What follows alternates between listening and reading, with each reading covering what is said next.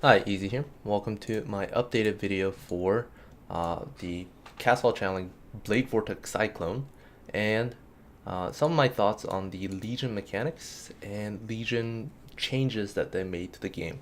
So let's first get started with the character itself. It is currently level 77 with decent amount of gear that's free.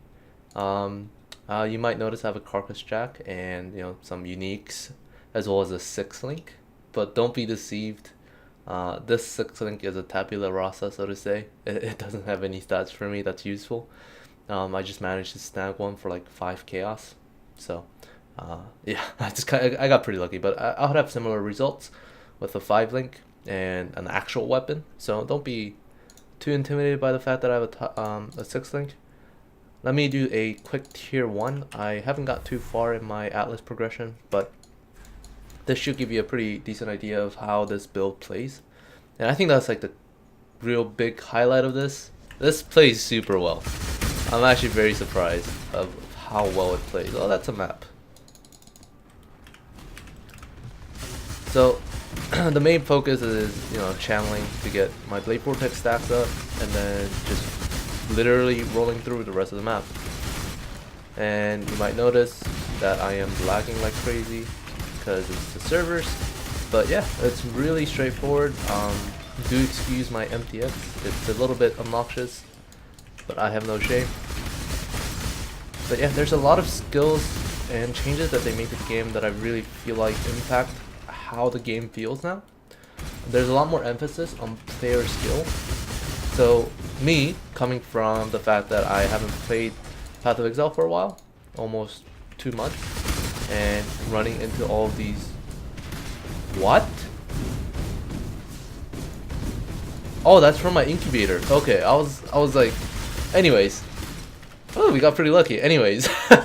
But coming from the fact that I haven't played this game in a while, and... Oh, I can't use Blink. There's a lot of mechanics and emphasis on avoiding damage rather than just tanking through it. Makes it so that I died quite a bit, and it's not because of the build. I don't think it's because of the build. I played around with some of the new mechanics early on, such as Perforate and Blood and Sand, even though I'm not really a character that uses those kind of skills. So I did die quite a bit, but that's not because of the build. As you can see, the build runs perfectly fine with enough proper optimization, and I'm actually very happy that I died this many times, surprisingly, because I feel like there were a lot of instances where it was purely my fault that I died instead of dumb mechanics or unseeable, like unseen damage output. One thing that's cool about this build when it comes to Legion mechanic is that because our damage comes from Blade Vortex, once we have it all stacked up, we can actually just run around wherever we want without channeling, which allows us to get through these mobs a little bit faster and tag a lot more content for us to kill. So let's just clean up the rest of this, and we'll go back to my hideout and talk a little bit about my skills and my thoughts on the build and what you can do to kind of make it better than what I have provided in the starter build. So the first things first, weapon. I'm gonna aim to get a staff at one point or another, but for now I'll be using the 6-link absolutely garbage spellcaster weapon, but it's not that big of a deal. Helmet, I just managed to find this on the ground, so it's pretty good for what I'm doing, which is Eldritch Battery. This has a lot of synergy with I think Ghost Shroud and Ghost Dance, where it gives me a lot of evasion from Energy Shield on the helmet. So this gives me about 750 evasion, which is really nice. And necklace is pretty straightforward, just a lot of dex. I need a lot of dex, as well as some energy shield and life and some resistances. Rings, both are just resistance rings. They don't really have anything particularly on it, particularly special. This one has like life and energy shield, and this one doesn't even have life and energy shield. So these are like my immediate upgrades that I need. Belt has some strength, energy shield, life, and some resistances. Boots, I'm using Syntrek because they're finding a pair of rare boots that has a lot of life / energy shield, important stats, and movement speed is pretty difficult. So I just decided to get Syntrek, which has dexterity, which I need, some evasion and energy shield. For my gloves, I'm using Himsorrow, which for that 50% conversion, eventually I'll get a Watcher's Eye that has 25% converted to cold damage, physical to cold with hatred, and then I'll use a regular rare glove with the 25% conversion crafted on it. So that's in the future. For my chest, I'm currently using a Carcass Jack, and I think this is pretty decent for this build because AoE is probably the strongest stat that we can find with Blade Vortex, considering it's got enough damage. So AoE is probably good to have, but any rare would work. Any rare that has a lot of defensive stats would work perfectly fine. This is just for the AoE component. And the fact that it has pretty decent life, energy shield, and evasion, and resistances, which synergizes pretty well with Trickster as a whole. So this is pretty, I would say this is a lot better than I expected. I found it on the ground, and it turned out to be a pretty decent not investment, but pretty decent item to have. For my flasks, they're pretty usual.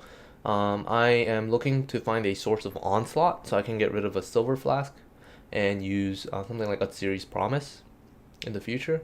And I'm currently just using some life flask, diamond flask, and jade flask for evasion. So pretty straightforward in terms of that. When you're leveling, the one thing I would suggest is focus a little bit more focus more on evasion than you might think you need to. You don't really have to worry about energy shield whatsoever until you are at a point, probably after you get the 3rd Ascendancy Cruel Lab, where you get a lot of energy shield for free. So until then, I wouldn't really focus about energy shield and just use life with mana. For my gems, Cyclone, Blade Vortex, Castwall Channeling, Energy Leech, Physics to Lightning, and then I'm using Controlled Destruction for my 6th link. In the future, that might be a Cold to Fire, it depends. But that's what I'm using right now. If you don't have a 6th link, just go ahead and take out a Controlled Destruction. You'll have similar damage output with an actual weapon that has spell damage instead of a two-handed axe for a Trickster that's using Blade Vortex. So don't worry too much about that. I think some of the other gem links are what's really important. I have, of course, 3 auras, Herald of Ash, Herald of Ice, and Hatred. And the reason why I'm using Herald of Ice is because I don't have a red socket. I don't have a spare red socket. And while I could roll it, I have enough chromatics. I didn't think it was that big of a deal for me to run Purity at the moment.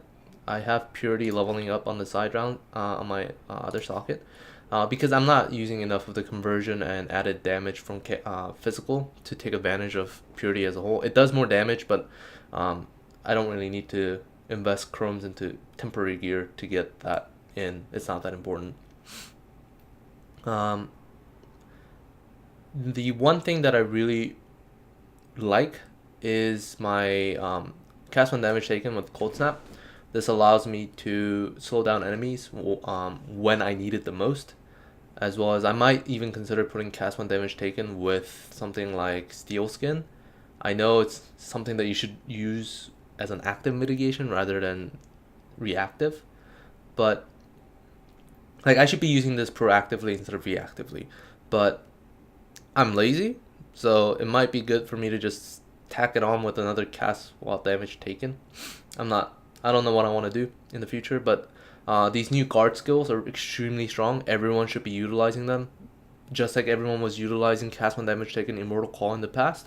You need to have some sort of some way of reducing your damage, because almost every single rare enemy is now a threat, and it's a lot more dangerous early on in the game to be taking on without something like Steel Skin or Molten Shell or Immortal Call.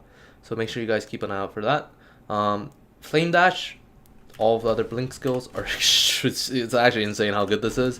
You don't need faster casting anymore. I don't have it linked to Arcane Search, mainly because I don't benefit from Arcane Surge since all my mana is reserved. I don't actually proc Arcane Surge whatsoever because Energy Shield isn't mana. But I would have Flame Dash with Arcane Surge if I could. But you don't need faster casting anymore because it's instant. You don't really need to use Flame Dash more than once or twice, and the first time you use it after like 1.5 seconds is pretty much free. Like it's just instant like that, so it's really nice. Another movement skill that I really like is Frost Blink, and you might think, wait, that's just a worse Flame Dash because it goes less distance and it doesn't even have 3 stacks for you to spam. Why would you ever use Frost Blink? This is why. You can use Frost Blink while you're channeling something. And I just discovered this while I was messing around with Frost Blink because I got an MTX for it. But you can use Frost Blink while you're channeling something. And this works with any channeling skill as well. So something like Blade Flurry, where you have stacks, you can use Frost Blink and move. Same thing with Steel Skin. You can use Steel Skin while you're channeling. So being able to blink and cast skills while you're still holding down a button is a huge quality of life that you might not really appreciate until you've used it before. And that is also why I dropped Stormbrand, and I'm using where is it? I'm using Vortex as my cast on Curse on Hit support. So I have Vortex, Curse on Hit, Warlord's Mark just for the Endurance Charge generation because it's like I don't need to stop and cast Stormbrand. I can just press Vortex, hit everything within the area that needs to be marked with Warlord's Mark with the Curse, and move on. It's very convenient. It's super, like, I don't know how to describe how it feels. It's just really nice. Like, it's just so smooth in terms of gameplay. So I really recommend you guys give it a try. If you are using a channeling skill, just give Frostblink a try. It has a high cooldown. I feel like I want to invest into this with like enhanced support and stuff like that to get its cooldown down. Yeah, it's super nice. I think it's better than Flame Dash in a lot of situations, and especially when you're using channeling skill. And Vortex with on hit, Curse on Hit support is also really convenient because you don't really need to have Vortex up all the time like this. So give it a try. As for the rest of the links, I still have a lot of sockets that I can use. So I'll probably put in something like Vortex, Curse on Hit, Warlord's Mark, and then increased AoE just so that the area of effect is larger. I could also put in something with Herald of Ash, Hatred, and then Herald of Purity. Put that with an Enlighten, and then also use something like a War Banner.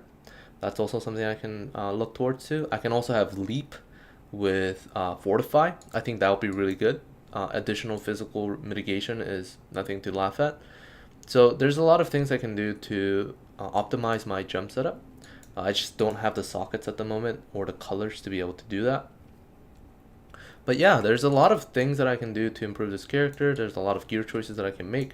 But I think Legion has been super fun. I think this character has been really fun as well. There was a lot of hiccups and bumps in the beginning, and I've died quite a bit because I don't know how to gear for resistances apparently. But I've been having a lot of fun with Legion. I haven't been able to put a lot of time into it like other players, but it's been pretty good. I think this build is, I'll say it's pretty successful so far, considering how many times I died. But yeah, hopefully you guys enjoyed the video. Hopefully you guys enjoyed my progress update, so to say, with my character. I'll have another one up once I invest more into my character, actually have a weapon, and actually have some forelinks and utilities set up properly. And I'll give you guys an update within a couple of days as to how my Atlas progression or something like that is going. And hopefully you guys enjoyed the video. Hopefully you guys enjoyed the update. And I'll see you guys next time. Take care. Bye bye.